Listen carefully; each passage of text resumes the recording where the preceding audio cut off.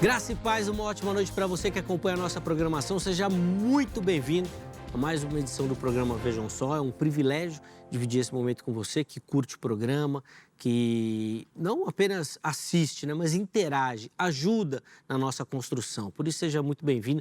Tenho certeza que você vai curtir e aproveitar demais a edição de hoje. Por isso, fica ligadinho aí para você poder aprender bastante aqui no Vejam Só. Antes de apresentar os nossos convidados, já deixo aqui para você minha rede social, @zeca_Pereira, chega por lá, mais uma plataforma aí para a gente poder interagir, conversar e repercutir tudo aquilo que acontece aqui no Vejam Só, tá bom? Deixa eu já apresentar então os nossos convidados para a gente poder conversar bastante sobre o tema instigante que nós vamos ter na noite de hoje. É com muita alegria que nós recebemos novamente aqui nos nossos estúdios o professor e teólogo Matheus Rangel. Graça e paz, meu irmão. Uma ótima noite, que alegria recebê-lo aqui novamente. Seja muito bem-vindo, meu irmão. Muito obrigado, pastor Zeca, toda a equipe do Vejam Só, o Rian pelo debate. É um prazer estar aqui novamente. E é isso, hoje eu vou defender as línguas estranhas na Bíblia, né? E vai ser com certeza um excelente debate. Ainda bem que você falou na Bíblia, né? Eu vou defender as línguas estranhas, ninguém entender nada. Em línguas estranhas, né? Foi boa. Boa, Matheus, obrigado pelo carinho, aceitar o nosso convite. O pessoal que quiser conhecer um pouquinho melhor do seu trabalho, do seu ministério, eu sei que você tem uma produção grande nas redes sociais também. Como é que o pessoal te encontra por lá, por favor?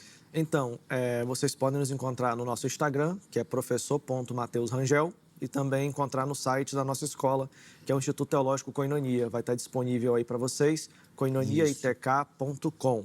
E aí, a tese a qual defenderei hoje, eu abordo ela nesse material aqui, que é o curso de apologética, né? Esse curso de apologética, ele tem a refutação de 30 heresias, no meu ponto de vista, do nosso histórico de debates, né? A gente está sempre defendendo alguma coisa.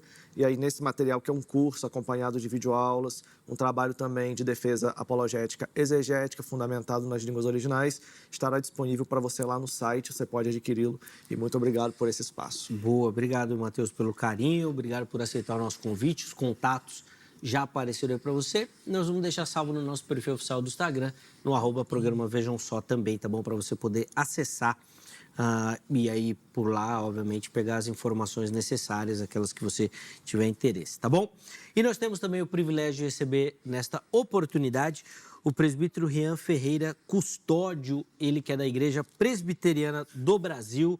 Graça e paz, meu irmão. Obrigado por aceitar o nosso convite. Seja muito bem-vindo novamente. É uma alegria recebê-lo aqui no Vejam Só. Muito obrigado. Paz do Senhor Matheus. É um grande prazer voltar aqui. Como eu disse no começo, era um sonho um dia poder participar, voltar, então é um grande privilégio. Hoje eu defenderei que as línguas estranhas, como o comum, né, dos pentecostais, isso não é bíblico. Mas um debate respeitoso acima de tudo, né? Sem dúvida. Daqui a pouco vocês vão poder aprofundar todas essas questões.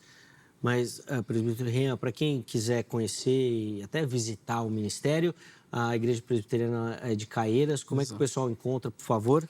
Rua São João, número 37, centro de Caieiras. É fácil de encontrar. Quem vem de São Paulo, quem está na região do interior, é bem fácil de encontrar, bem ali no centro mesmo. Boa. Então fica aí também a referência para você que nos acompanha e também a rede social do nosso irmão, se você quiser conhecer um pouquinho melhor do ministério, do trabalho, tiver dúvidas, quiser informações da igreja, é por lá que você acessa. Nós vamos também deixar salvo lá no nosso perfil oficial do Instagram, tá bom? Bom, hoje a nossa tema é: o dom de línguas é glossolalia?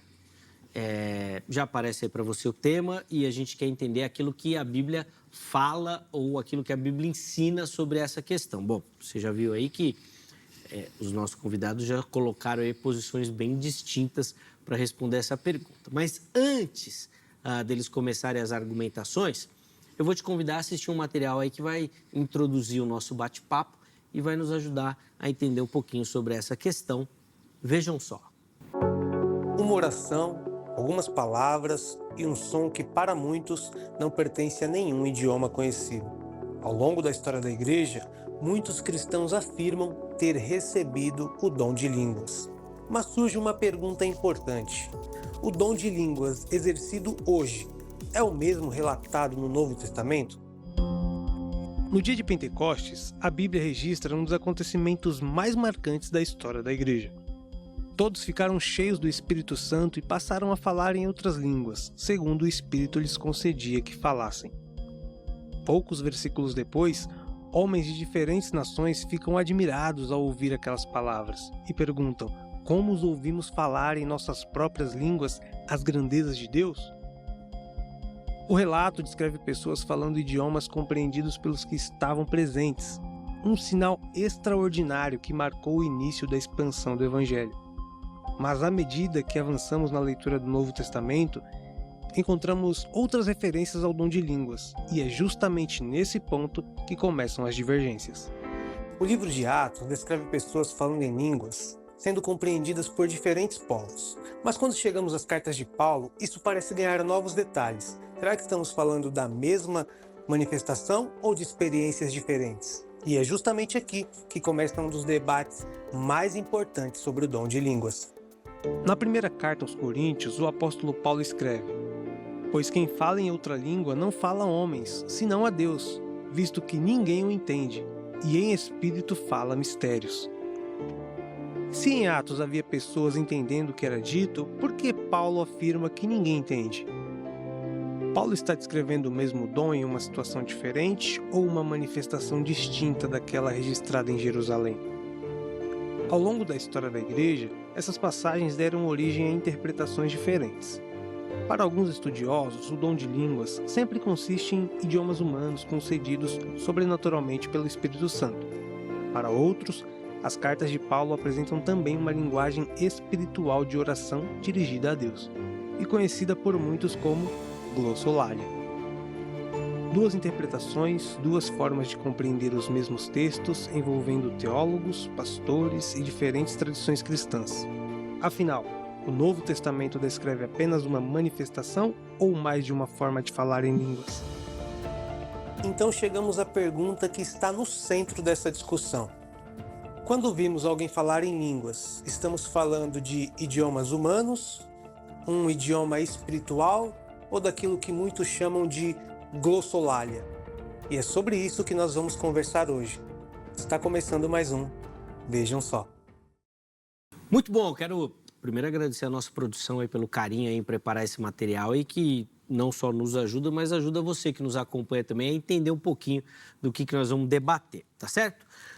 Nós vamos organizar da seguinte forma: os meus convidados vão responder a nossa pergunta tema, indicando o caminho que eles vão seguir, de forma introdutória, né? Uma introdução à argumentação deles. Na sequência, eu vou abrir a oportunidade para você que nos assiste participar, respondendo a nossa enquete, tá bom? Então, o professor Matheus vai começar respondendo, na sequência, o presbítero Rian vai ter a oportunidade. Vamos lá, Matheus. O dom de línguas é essa conhecida glossolalia, essa manifestação como os pentecostais conhecem. Como é que o irmão responde a nossa pergunta tema, por favor? Então, eu defendo que sim, nós temos uma espécie de glossolalia, não somente em 1 Coríntios 14, mas em todos os textos bíblicos que tratam. Eu fiz um artigo científico a pedido dos meus alunos, e esse artigo fala sobre as 3 camadas de línguas estranhas. Ele está lá disponível para eles. A conclusão que eu cheguei nesse estudo, Zeca, é justamente o seguinte: que existem 3 camadas. Existe a língua estranha como confirmação do batismo com o Espírito Santo e com fogo.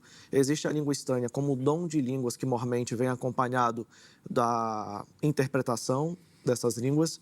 Também existe a 3ª camada, que é a língua estranha como oração.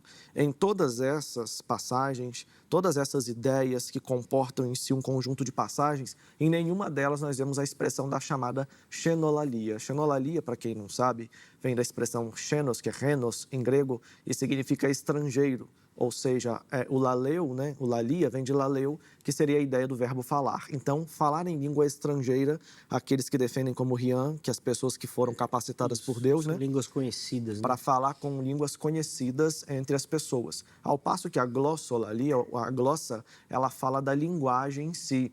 Para quem, de repente, não está compreendendo bem, existe uma diferença entre linguagem, que é a capacidade de produzir sons, e a língua, que é quando esses sons são arranjados em sílabas e formam um consenso cultural, que é o idioma. Isso. Então, né, eu defendo que a glossolalia é o fenômeno que o Espírito Santo concede em todos os textos bíblicos onde aparece alguém falando em um tipo de língua concedida por ele, tanto em Atos, quanto em 1 Coríntios, quanto em Judas 20, entre outros textos. Então, esse é o meu posicionamento. Perfeito, perfeito, super didático, acho que fica bem claro para quem nos assiste também, para compreender a sua linha de raciocínio, Mateus. Muito bom. Bom, presbítero Rian, quero também te ouvir como é que o irmão responde à pergunta-tema do Vejam Só de hoje, por favor.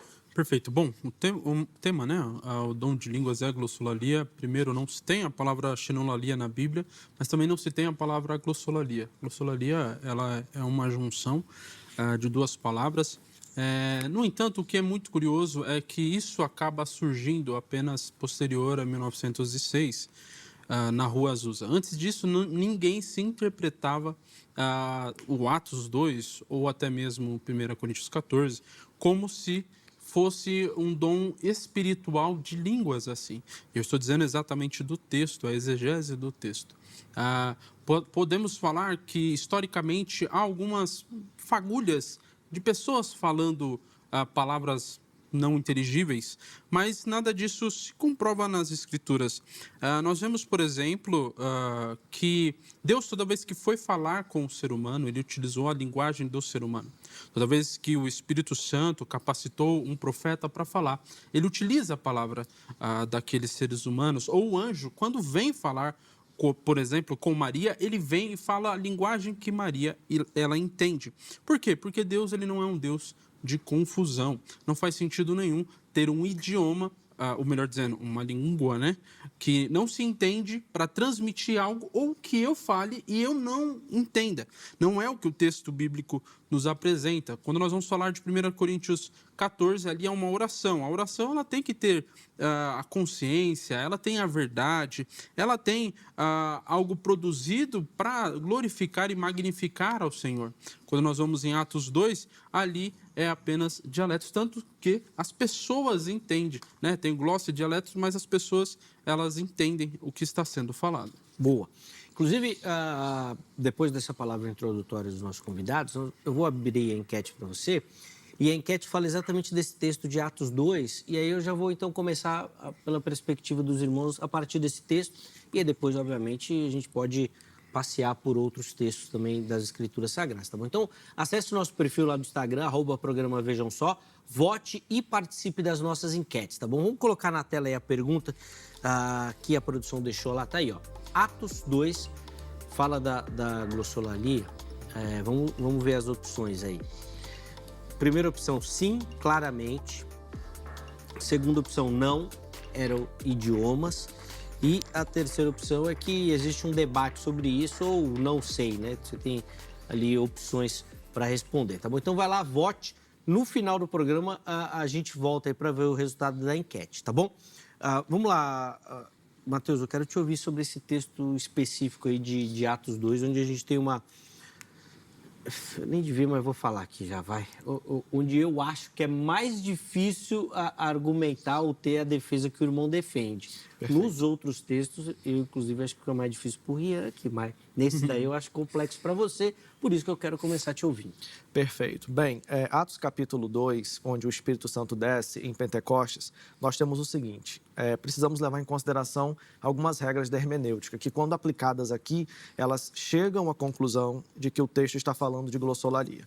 Primeiro ponto, o texto começa dizendo, ao cumprir-se o dia de Pentecostes, todos estavam reunidos no mesmo lugar. Então, ela faz a marcação de um dia festivo entre eles e mostra como eles estavam se reunidos. E aí, o texto vai partir para o verso 2 e diz, de repente veio do céu um som, como de um vento veemente e impetuoso, encheu a casa em que estavam assentados. O texto posiciona o dia da festa, a reunião, a postura que eles estavam assentados e posiciona agora também uma manifestação de um som.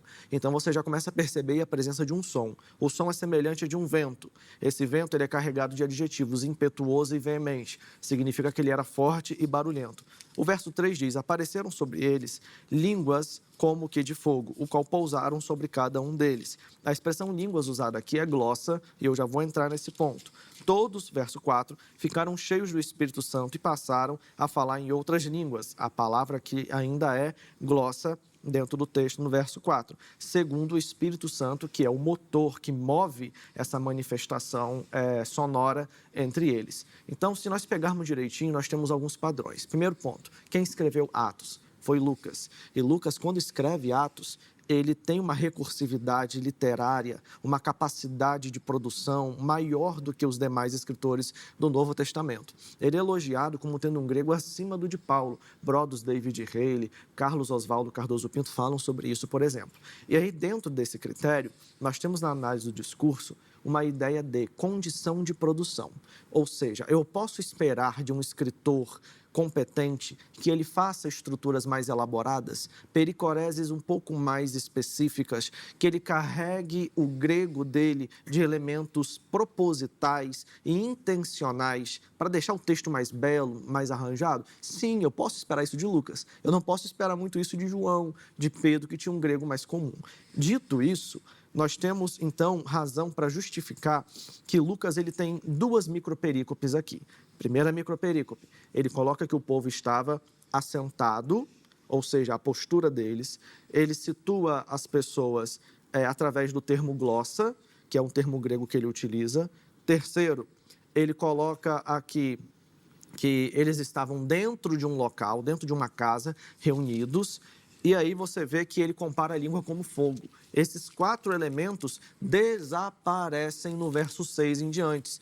Ou seja, quando ele muda o cenário, muda a postura, muda o termo grego e muda a metáfora, é porque ele já está falando de uma segunda fase dessa manifestação. E essa segunda fase, ela já é uma fase que é trabalhada como do lado de fora, eles não, ou seja, estavam do lado de dentro primeiro, depois estão do lado de fora em contato com a multidão. Segundo ponto, ele troca o termo glossa pelo termo dialectos, e isso é proposital. Não terei tempo de explicar tudo aqui. Mas ele também faz questão de dizer que aquela língua se afluía como uma voz, ou seja... Tá. Essa voz, ela cai nos ouvidos dos presentes como sendo seus próprios idiomas nativos. E aí eles identificam isso. Então, para iniciar a conversa, a presença de 2 perícopes profundamente marcadas por 4 elementos fazem com que Lucas fale, sim, de línguas estranhas ali. Eu tenho outros argumentos, mas eu não quero tomar todo o tempo do Rian. Pô, vamos lá, Rian. Quero te ouvir também aí dessa perspectiva do texto de Atos 2, por favor. Perfeito. O primeiro texto vai dizer que os que estão em volta, eles entendem o que está sendo falado. Isso tem que ser levado muito em consideração quando nós falamos sobre o que é aquele evento, o que aquele evento está querendo dizer. Essa distinção que o professor Mateus fez de que, por utilizar 2 palavras para falar da mesma coisa, é proposital. Nós vemos o próprio Lucas utilizando a mesma coisa em Atos 20, quando ele vai chamar os líderes da igreja em Atos 20, 17 de presbíteros, e Atos 20, 28, no mesmo contexto, na mesma perícope, ele chama de bispos. Isso por que acontece? Nós chamamos isso de sinonomia contextual. Ele apenas está utilizando 2 linguagens diferentes, 2 palavras diferentes para explicar a mesma coisa. Agora, ele qualificou aquilo. Eles estavam falando uma língua. E agora, quando ele vai falar sobre aqueles que entenderam, eles entenderam no dialeto deles, ou seja, no idioma deles. É a mesma coisa se nós estivéssemos falando que eu sei falar outras línguas ou se eu sei falar outros idiomas. Eu estou falando da mesma coisa. A única coisa que muda é que eu utilizei outra palavra para simplificar ou exemplificar aquilo que eu estou dizendo. O que nós vemos é que aquilo acontece para a pregação do Evangelho. A pregação do Evangelho, que foi aquilo que Jesus disse: olha, ficais em Jerusalém, para que possa pregar o Evangelho em Jerusalém, Samaria e até os confins da terra. Jerusalém e Samaria seria fácil para os discípulos, para os apóstolos. Agora, aos confins da terra, não. Como nós vemos na história, e isso não é Bíblia, mas é na história, que nós vemos que muitos dos apóstolos foram para lugares bem distantes. Por exemplo, a história aponta que Tomé vai até as Índias. E ali, como é que ele vai pregar na Índia? Ele vai e ele prega capacitado pelo Espírito Santo para falar a língua daquelas pessoas. Então, no texto de Atos 2, não vejo a possibilidade alguma de existir essa língua inteligível, né? Que é uma coisa que, como eu disse, foi entendida pelos pentecostais, mas um fato curioso, Zeca, é que até mesmo William Seymour, um dos principais, e talvez o principal nome da Rua Azusa, que é quando começa esse movimento, ele acreditava que Atos 2 também era idiomas, tanto que ele envia 2 missionários E esses missionários, um dele, por exemplo, Alfred Gur, ele vai até a Índia pregar. Só que lá ele escreve dizendo, é muito difícil, as pessoas não estão entendendo o que eu estou falando. E ele precisa aprender penosamente o idioma disso. Isso quem fala é um pentecostal também, que é o Roelin Weger. Você entende assim também, o Mateus, que essa seria um problema, uma dificuldade, que essa capacitação de falar em outras línguas viria pelo Espírito para pregação, então não faria sentido que fossem línguas que não fossem entendidas? Eu anotei aqui 6 problemas na fala do Rian. Caramba! O primeiro é que ele fugiu do termo glossa. Ele vai justificar isso em Atos 20 com a ideia de presbíteros e bispos, né? Episcopos ali e presbíteras. Então, não tem nada a ver a aplicação de um termo com o outro para justificar glossa e dialecto. Se ele quisesse fazer uma hermenêutica minimamente saudável, ele deveria se ater ao mesmo termo e à usualidade de Lucas na literatura lucana. O segundo ponto é que ele não considerou os 4 elementos que eu falei. A mudança de postura, a mudança do termo, a mudança de local e a metáfora. Então, a refutação que ele fez foi uma ideia que ele criou da minha fala e não a minha fala em si. Terceiro ponto é que ele utilizou uma técnica hermenêutica que ele acha que Atos 2 e Atos 20 têm as exatas mesmas estruturas. Enquanto, se a gente for analisar, existem 4 formas de você seguir a análise do texto. Existe a unidade mínima, que é o léxico, você não considerou isso porque você fugiu para outro termo. Existe a unidade intermediária, que é o sintagma, que é quando você analisa os termos que têm relação sintática entre si. Existe o terceiro nível de análise, que é a unidade máxima, que é o texto. Você desconsiderou isso também porque você achou que Atos 2 e Atos 20, de alguma forma, você tem algum link, não tem nenhum link ali, isso é uma falha hermenêutica. Você também justificou que foi para a pregação do Evangelho, quando, na verdade, a minha tese, ela não traz nenhum tipo de informação que nega que foi para a pregação do Evangelho, ela só propõe que a língua foi traduzida no ouvido deles como idiomática. Então, não tem nada a ver uma coisa com a outra. E o outro ponto é que ele utilizou que Tomé foi capacitado para poder falar em línguas idiomáticas no território da Índia, o que é um erro, porque não tem nenhuma base bibliográfica dizendo que esse evento aconteceu. Então, novamente, o Rian está caminhando com suposição, está caminhando com abstração, e aí ele ainda usa, o sexto ponto, as experiências de William Seymour para poder tentar respaldar uma ideia. Mas o nosso debate aqui ele é teológico, porque se for pegar a experiência, eu tenho também várias experiências, inclusive uma que aconteceu ontem, eu estava lá no Tel Hayashi, né, com o Nick Moretti, e ele contando que levou alguns missionários para a Alemanha e todos eles estavam falando em línguas estranhas e tinha 3 alemãos lá, onde um entendeu a língua estranha como alemão. Então, o milagre foi no ouvido, porque os outros não entendiam. Era uma mensagem específica para aquele cara. Então, se a gente for ficar baseado em experiência, realmente cada um tem a sua. Mas aí eu queria perguntar para o Rian, diante disso, você tem, Rian, o termo glossa na literatura lucana, algum estudo aí sobre isso? Você tem como refutar os 4 elementos que eu coloquei, que muda a pericorese de um para o outro? Você acha mesmo que Atos 2 e Atos 20 têm a mesma estrutura e Lucas escreveu a mesma redação do Enem ali? Como é que fica? Bom, Vamos lá. primeiro, em nenhum momento eu disse que tem a mesma conexão. Eu não disse isso, eu dei um exemplo de que Lucas faz a mesma coisa em outro momento. Foi apenas isso que eu disse, que uma coisa Mas que você não se atentou. Mas sem o termo glossa, Rian? Por que você Porque botou outro termo? Não, só dei um outro exemplo da mesma coisa. Ele citou 2 palavras diferentes para falar da mesma coisa. Mas... Ou não, ele não fez isso nesse texto? Não, mas ele faz isso em Atos 2? Sim, é isso que eu exemplifiquei. Não. Um exemplo que ele deu de outra palavra, que ele faz essa distinção, usa 2 palavras diferentes para falar do mesmo grupo, a mesma coisa, eu utilizei essa regra. Eu não falei que é a mesma coisa que ele está fazendo aqui. Ele está usando a mesma regra. Só para me conseguir concluir. Primeiro, se a gente parte por esse princípio, nós estamos entendendo que não é dom de línguas, então o GC estaria errado. É o dom de ouvidos. Porque se o que acontece ali é um fenômeno no ouvido e não no falar, o GC está equivocado. Os 2. Então, nós vemos, só para que eu possa concluir. Quando que eu disse, e na verdade, aqueles que estão assistindo, quando sair no YouTube conseguem ver e voltar, quando que eu disse que na Bíblia apresenta Tomé indo pregar? Eu disse que é um texto fora das Escrituras, que é a história. Foi isso que eu deixei muito claro. Mas você tem a referência de Mateus. Tomé, por exemplo, Eusébio de Cesareia. Aí Tomé, ele vai lá e relata que Tomé falou em línguas idiomáticas no território da Índia, ou você que está supondo porque ele não sabia a língua da Índia?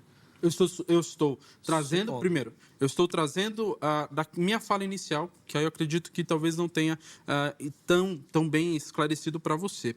Eu disse que não há ninguém que interprete glossa antes de 1906 desse texto bíblico como se fosse línguas estranhas. Não há ninguém, é todos línguas estrangeiras. Segundo ponto, por que eu utilizei isso para falar de William Seymour, que esse que começa a interpretar, e nós vemos esse movimento em 1906, ele aplicando isso, dizendo que é línguas estranhas. Depois, em 1907, 1908, eles mudam a dizer que é a glossa. Eu só trouxe isso por quê? Porque se ninguém, e a Bíblia não fala sobre glossa, como você também iniciou dizendo que não fala sobre xenolalia. Então, ou você fez isso dando uma seleção, ou você fez isso de forma proposital. O que é um grande...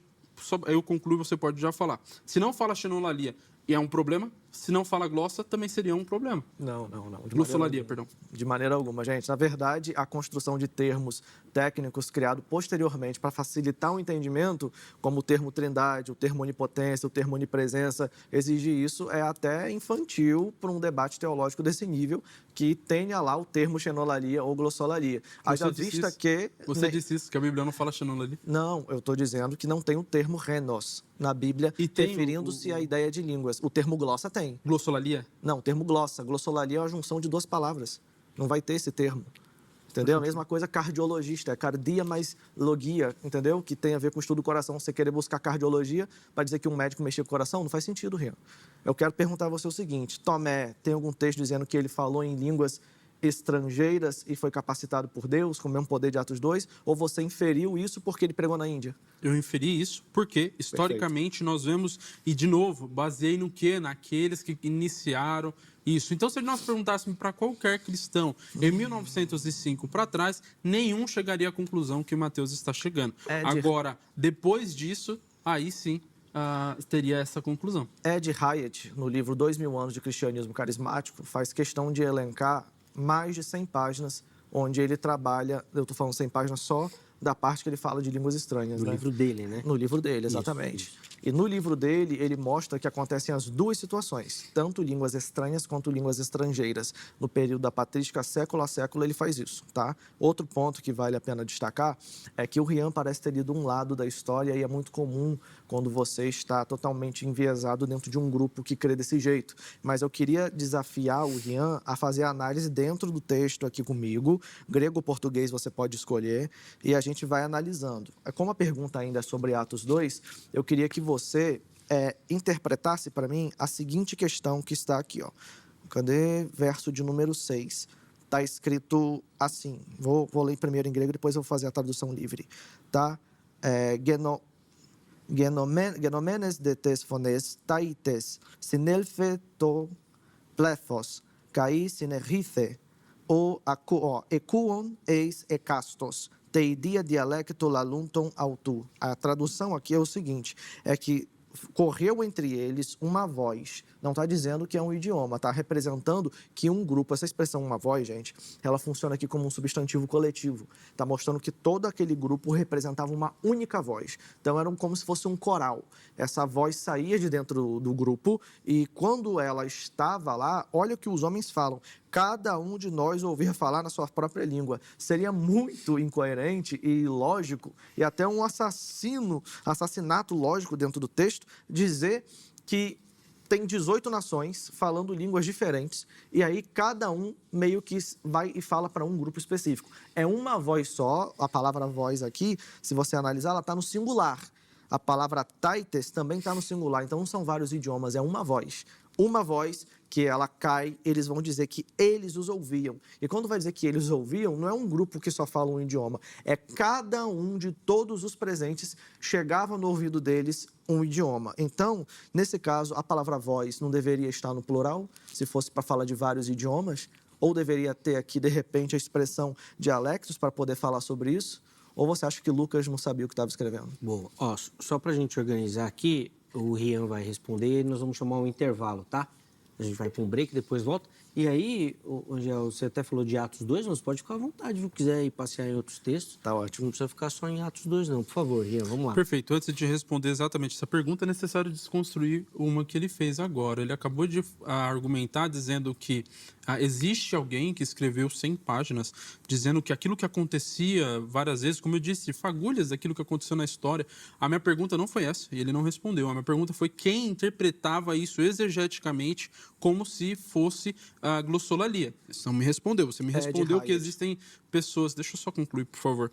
Você apenas disse que existem pessoas que falavam essas línguas. Você não disse que uma pessoa escreveu dizendo que, ou mais de uma pessoa escreveu dizendo que alguém interpretava isso. Você não disse isso porque nós não temos. Os reformadores, a igreja primitiva, todos interpretavam isso como línguas humanas.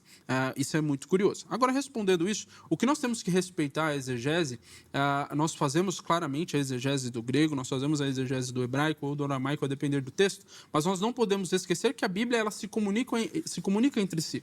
Porque se eu levantar questões por questões apenas, e eu não estou dizendo que isso é errado, mas se eu levantar questões do texto e querer respondê-los apenas lendo aquele texto, eu posso cometer um grande erro, que infelizmente é aquilo que muitos cometem. Eu não posso esquecer que existia uma promessa estipulada lá em Isaías 28, em que Paulo vai qualificar isso em 1 Coríntios 14, que certamente o Mateus vai entrar isso.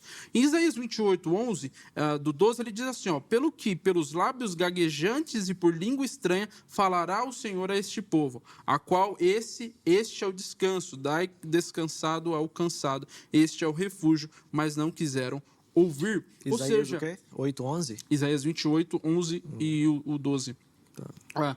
Aqui está falando de idiomas. O mesmo texto utilizado, porque, de novo, a Bíblia ela se comunica entre si. Se aqui fosse um idioma, um dom, que aqui nós já vemos que o que o Mateus defende não é o dom de línguas, é o dom de ouvidos. Se aqui nós estamos falando desse dom, e em 1 Coríntios 14 nós estamos falando de outro dom, nós estamos desentendendo a Bíblia, existe alguma contradição. Se é o mesmo dom, Paulo ele dá essa inferência em 1 Coríntios 14, 21, que o dom que está sendo falado é o mesmo que Isaías profetizou em Isaías 28, 11 e 12. Boa. Anotou? Você anota tudo, né? Na outra ela anotou 6 aí tão rápido que eu nem vi. Então, calma que nós vamos para o intervalo. Verdade. Já guarda tudo aí, você que nos assiste, fica ligadinho para você pegar aí as respostas do Mateus a todos os questionamentos que o Rian colocou aqui para a gente, tá bom? Então, intervalo rápido, na sequência a gente volta para continuar a nossa conversa. Bem rapidinho, antes do intervalo, já vou deixar aqui para você o telefone da Agrade, Academia Teológica da Graça de Deus, que é parceira do Vejam Só e que nós indicamos para você, tá bom? Então, quer estudar teologia, quer se aprofundar no conhecimento das Escrituras Sagradas, quer se preparar para responder esse chamado ministerial que Deus tem na sua vida, a nossa indicação é a Agrade. Código 11 3115 0819. 3115 0819 é o telefone da Agrade, tá bom? Além disso, todas as redes sociais da HIT aqui para você conhecer a nossa programação, o nosso conteúdo, tudo aquilo que a gente prepara, pensando em levar o melhor para você e para toda a sua família, tá bom? Intervalo rápido. Vejam Só vai. Na sequência, nós já estaremos de volta.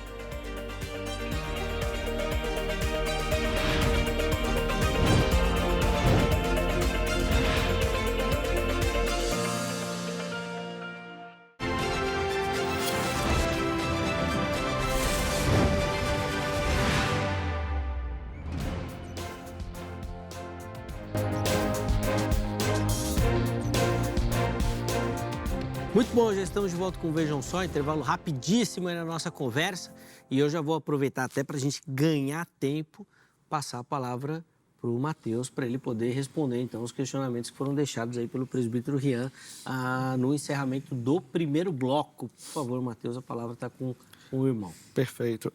O Rian, quando faz o uso de Isaías 28, do verso 11 e 12, eu vou ler aqui para vocês, né, o texto diz o seguinte: pelos lábios gaguejantes e por língua estranha falará o Senhor a este povo. Depois, verso 12, o qual ele disse, este é o descanso, dai o descanso ao descansado, e este é o refrigério, mas não quiseram ouvir. O Rian comete 3 erros aqui. O primeiro erro é que esse texto é endereçado para o povo de Efraim e de Judá, e ele está querendo fazer uma ligação disso com as 18 nações que aparecem em Atos, ou seja, o destinatário é totalmente diferente para ele dizer que um está se cumprindo em outro lugar. O outro ponto é que a expressão hebraica aqui para gaguejantes é laeg, que significa zombador. E quando eles falaram em línguas, eles não zombaram dos outros. Ao contrário, foi o povo de Atos que zombou, dizendo que eles estavam como bêbados. Então, o Rian também falha nesse sentido. Ou a profecia falhou, ou o Rian falhou. Eu acho que não foi a profecia. O outro ponto é que a palavra estranha aqui é aher, em hebraico. E essa palavra aher significa outro, e não tem nada a ver com estranha no sentido. Então, ele leu o texto em português, diz que faz análise em hebraico, mas não faz, porque se fizesse, ele iria estar pronto para essa parte aqui. E o terceiro detalhe é que a mensagem que seria dita por lábios gaguejantes, ela aparece no verso 13, que diz que no verso 12, que diz, darei descanso ao cansado e refrigério os que não quiseram ouvir. E a mensagem de Atos 2 não tem nada a ver com isso, pelo contrário, é uma mensagem de arrependimento em relação a Cristo. Então, o Rian cometeu esses 3 erros hermenêuticos que pude notar facilmente aqui, sem analisar, e aí eu queria que ele ou trouxesse outro texto ou mostrasse onde eu estou errado. Perfeito. Que bom que o Mateus disse isso, que eu cometi esse erro, porque ele não disse a mim, ele disse ao apóstolo Paulo. 1 Coríntios 14, versículo 21, na lei está escrito, falarei a este povo por homens de outras línguas e por lábios de outros povos, e nem assim me ouvirão, diz o Senhor. 1 Coríntios 14, 1 Coríntios 14, mas eu falei de 21. Atos. Calma, mas a minha citação foi justamente essa. Tá. Eu acho que o Mateus não está conseguindo prestar tanta atenção, talvez ele está anotando muito e não está conseguindo ouvir claramente o que eu estou dizendo. O que eu disse é que a Bíblia ela se interliga. E o Mateus, se ele defendesse que aqui é idiomas e 1 Coríntios não, aí a discussão seria outra. Como ele está defendendo que os dois são essa glossolalia, por isso que eu usei esse texto para dizer que Paulo está dizendo também do mesmo idioma. Falando do mesmo idioma, Paulo fala o que é esse idioma. E aí eu citei o texto que ele disse que eu cometi um erro. Aí ou o profeta errou, ou o Rian errou, que está juntamente com Paulo, que é inspirado pelo Espírito Santo, ou então o Mateus está fazendo uma exegese de acordo com o que ele bem entende. Bem, na verdade, a gente estava falando de Atos 2, o primeiro bloco era sobre Atos 2, agora ele foge para 1 Coríntios, porque, segundo ele, um texto interpreta o outro. Tudo bem, hermenêutica saudável até aí, então só que hermenêutica, né? calma, hermenêutica de EBD, porque a hermenêutica séria, mais acadêmica, o que eu esperava de você, é que um texto, para interpretar o outro, tem que seguir algumas regras. Primeiro, tem que ter uma citação direta ou indireta. Eu não posso fazer uma citação ali, um link, ou supor, né, que a sua comunicação foi ruim. A gente está falando de Atos 2, você pega e usa Isaías e você não cita o texto de 1 Coríntios 14 e aí você pega e faz essa ligação. Tudo bem. Mas então, só um detalhe. Depois você volta o vídeo porque eu citei o texto. O que acontece em Atos é a mesma coisa que acontece em 1 Coríntios, línguas estranhas? Eu perguntei para você. É ou não é? A minha pergunta, para mim não. Não é. Perdão, para mim é. E aí, idioma? Perdão. Não, mas se é, então começou a manifestação de línguas em Atos. Então, sim, o texto de Isaías serve para idiomas. Sim, claramente. Então, o que eu disse então, foi tá a provado os 3 qualificação. erros, Rian. A qualificação. O que eu disse é, se é o mesmo idioma, logo, Paulo, se é a mesma coisa, que eu sei que é a mesma coisa, que você também concorda, mesmo a gente estando acreditando eu que é idioma, você acreditando que é o glossolalia, nós acreditamos que os dois estão falando da mesma coisa, sim ou não?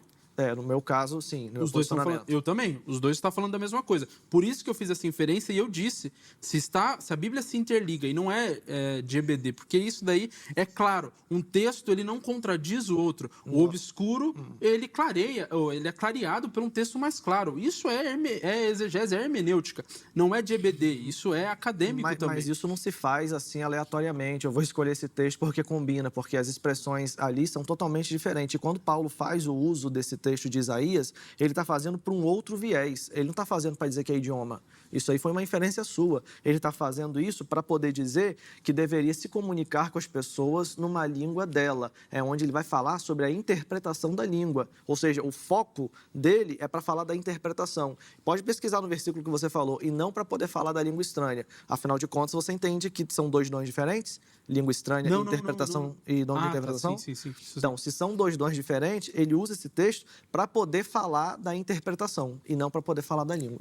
Ele está falando da língua, tanto que ele diz que as línguas... Lê o texto. Os textos... acima, ele diz que a língua ela é um sinal para os não crentes. Lê o É o texto. texto que diz isso. Lê o texto. O texto diz isso. Então, deixa eu fazer toda a análise do Por texto. favor. 1 Coríntios 4, 14, 6.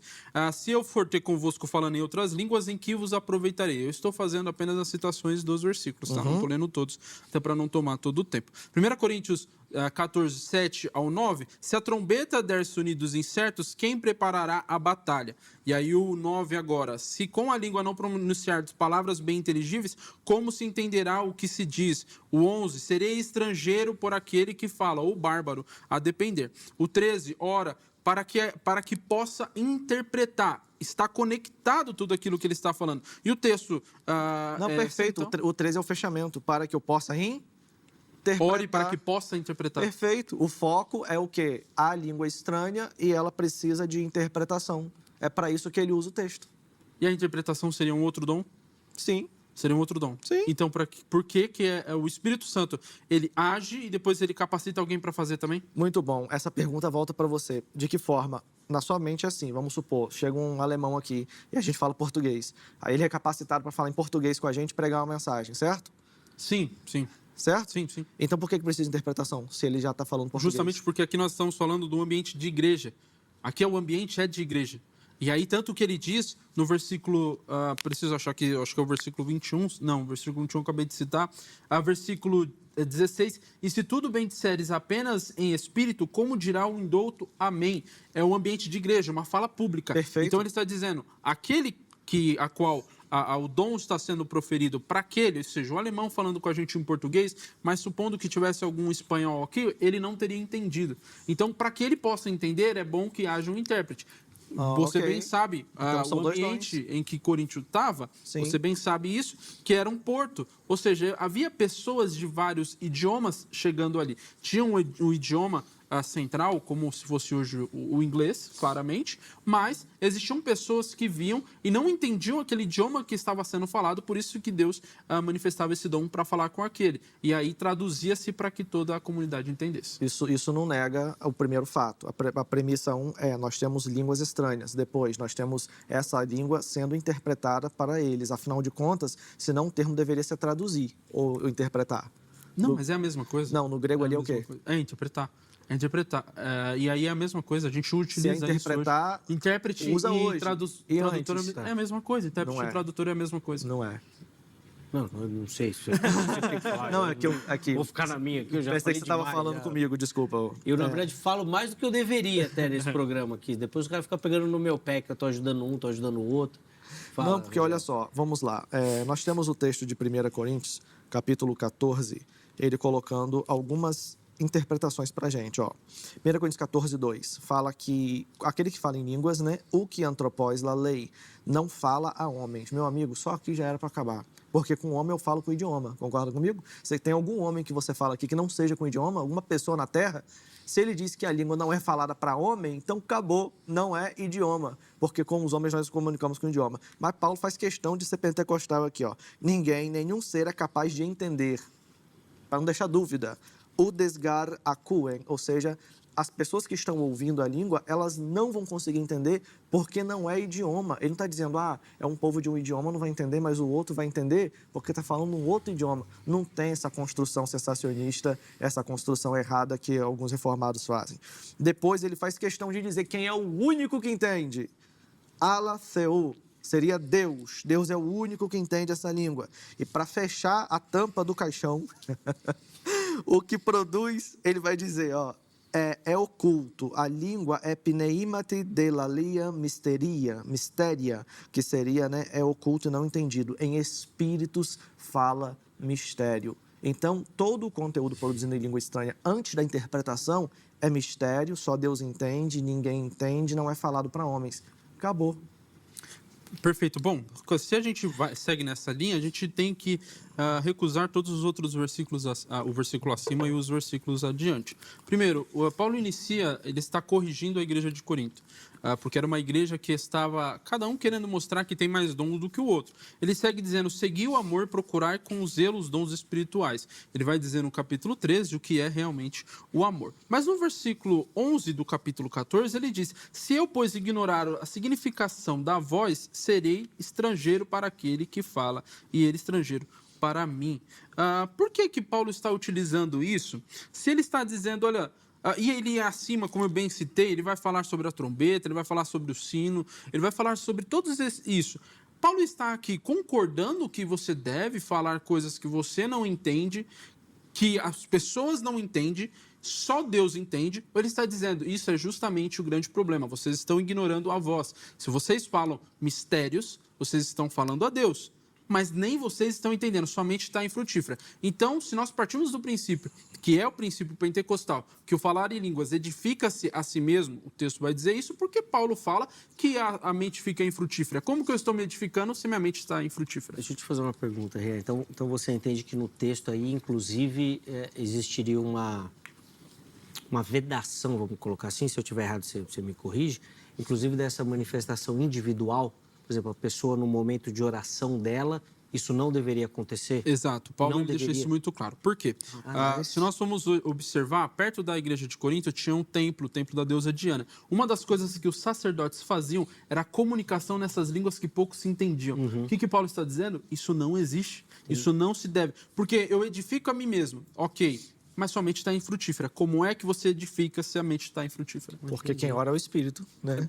Agora você pode responder e vou colocar uma outra pergunta aí, o Matheus. Eu até comentei no começo que o Atos 2 eu achava mais difícil e confesso que eu acho mesmo. Os outros textos aí é difícil a gente ir para o caminho do Rian, é difícil. Mas nesse daí, de maneira específica, eu entendo que tem uma restrição à forma como é utilizada hoje. Sim. Eu entendo que Paulo, e você fez a leitura muito bem do texto, que ele fala exatamente dessa manifestação, do mistério, da edificação, tal. Mas eu ainda acho que no texto ele faz uma restriçãozinha à utilização, isso ao público. Não podemos negar que existem exageros, banalizações e movimentos que não representam o que a Bíblia diz dentro disso. Eu brinco que existe o ateu... Lá vem. O ateu, cara que nega tudo. Existe o cético, que tem a dúvida. Existe o reformado, que crê não crendo muito. Aí vem o pentecostal, que é o único bíblico. Aí vem o neopentecostal, que tem lá algumas coisas, né, debatíveis. Que passou um pouquinho do bíblico. E aí tem o metapentecostal, que é essa doideirada aí, que você vê a galera bota umas roupas. Já viu? Já vi. Sangue de Jesus tem poder. Mas vamos lá. O que acontece? O Rian, ele acabou, né, dando um tiro no próprio pé no verso 14. Porque se eu orar em outra língua, o meu espírito de fato. Aí, ou seja, se ele fala que ora em outra língua, aqui nesse caso, em línguas, né, que não tem outra aqui no grego, tá? Se eu orar em língua, o meu espírito fica edificado. Olha que bênção. Então, tem uma obra. Aí o Rian faz assim, tá, mas a mente fica infrutífera. Ou se não é tá, o espírito é edificado, entendeu? Não é tá, como assim tá? O texto está falando que você vai ser edificado porque você orou em línguas. Mas no texto fala, explica melhor então essa questão da mente, porque o texto cita também. A mente fica infrutífera justamente porque eu não consigo pregar uma mensagem para o outro, mas Deus está me edificando através do dom. Isso é o que eu entendo também. Numa aplicação para a igreja mais simples, eu digo que todos os dons são bandejas. O único dom que é banquete é o de língua estranha.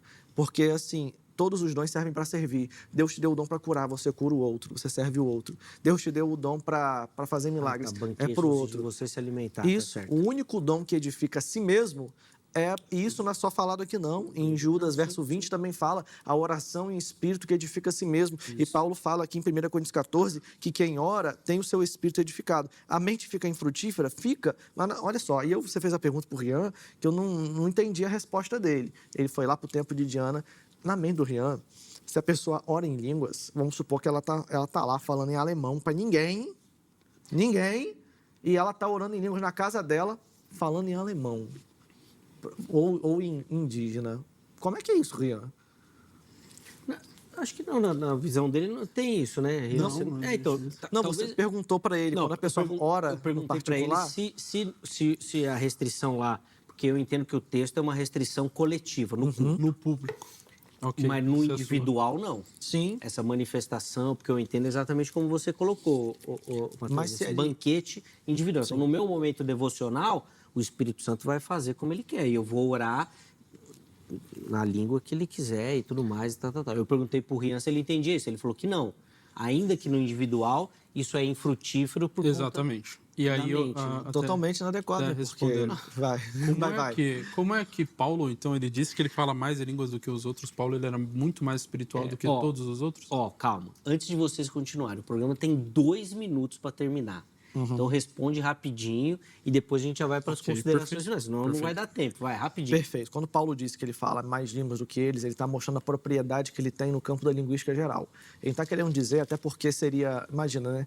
Todas as pessoas ali, elas falavam 3, 4 línguas porque era uma cidade portuária. Se você já foi em Búzios, por exemplo, você vai ver lá que qualquer cachorro fala inglês e espanhol, entendeu? Então, é normal uma cidade portuária ter essa questão. Mas quando Paulo está falando aqui que ele fala mais em línguas do que eles, poderiam ser 2 pontos. Primeiro, ele está mostrando propriedade no assunto, porque ele fala de voz, fala de significado. Ele tinha conhecimento linguístico. Ele leu, possivelmente, o capítulo Dalma do livro Categorias de Aristóteles. E aí, depois, ele poderia também estar dizendo que ele tem momentos mais íntimos do que ele. Como líder, ele podia ser esse exemplo. Então, não vejo problema nenhum aqui. Sim. Ó, antes de devolver a palavra ao Renan, até para ele finalizar, porque nós começamos o bloco contigo, Matheus, já despede do pessoal. 30 segundinhos e já faz uma conclusão e um tchau aí, rapidinho, vai. Tá bom. Bem, gente, muito obrigado aí por assistir esse debate. Acompanhe a gente lá nas redes sociais. Professor.Matheus Rangel, Matheus sem H, tá bom? Se houver uma foto de um barbudo bonito lá, pode seguir que sou eu. Esse material aqui, eu defendo a tese das línguas estranhas. Então, se você tiver interesse em adquirir, é um curso que tem mais outros 29 temas além desses também. E você também pode conhecer a nossa escola através do site koinoniaitk.com. Deixa um beijão aí para minha esposa, Angel, para minha filha Clarice, para os meus alunos. Forte abraço e vamos para cima. Boa, obrigado, Matheus. Os contatos nós deixamos lá no nosso perfil oficial do Instagram para você poder acessar também @programa Vejam Só. Rian, um minutinho aí também para considerações finais, para os últimos comentários aí, por favor. Perfeito. Aí só respondendo aí para poder já configurar, né, a final. Paulo, ele vai dizer no 1 Coríntios 12 o que é o dom de línguas. E ele vai falar dons de línguas, vai falar que o Espírito dá a como ele quer, como lhe apraz. E fala que tem que se buscar os dons. E aí ele começa falando sobre a importância. Ao invés dos dons serem importantes, o amor é mais importante do que os dons. Capítulo 13. No capítulo 14, ele vai dizer o que é que as pessoas estavam fazendo. Falando em línguas todos juntos e aí ficando uma bagunça gigantesca, que era o que acontecia em Coríntio. No entanto, o debate nós não conseguimos esgotar aqui todos os meus argumentos do Matheus. Bom, mas me acompanhe nas redes sociais também, Rian F. Custódio, Instagram, YouTube também, tenho produzido conteúdo, Rian Custódio. E bom, Deus abençoe, muito obrigado aí pela oportunidade, Amém. Obrigado Rangel, obrigado Zeca. Imagina, Rian, a gente que agradece também o carinho do irmão, os contatos do Rian também à sua disposição no nosso perfil oficial do Instagram, @programa Vejam Só, tá bom? Vamos colocar na tela o resultado da enquete para a gente encerrar a edição de hoje. E nós perguntamos lá para você se o dom de línguas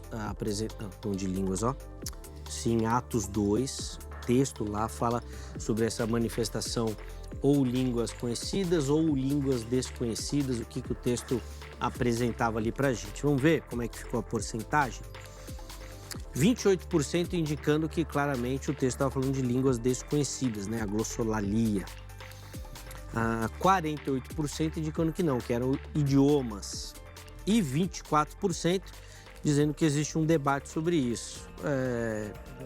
Bastante gente foi lá na questão do não sei, né, ou do debate, deixando o tema bem aberto, mas a maioria entendendo que ali o texto fala sobre idiomas. Também quero agradecer a todo mundo que votou, que participou.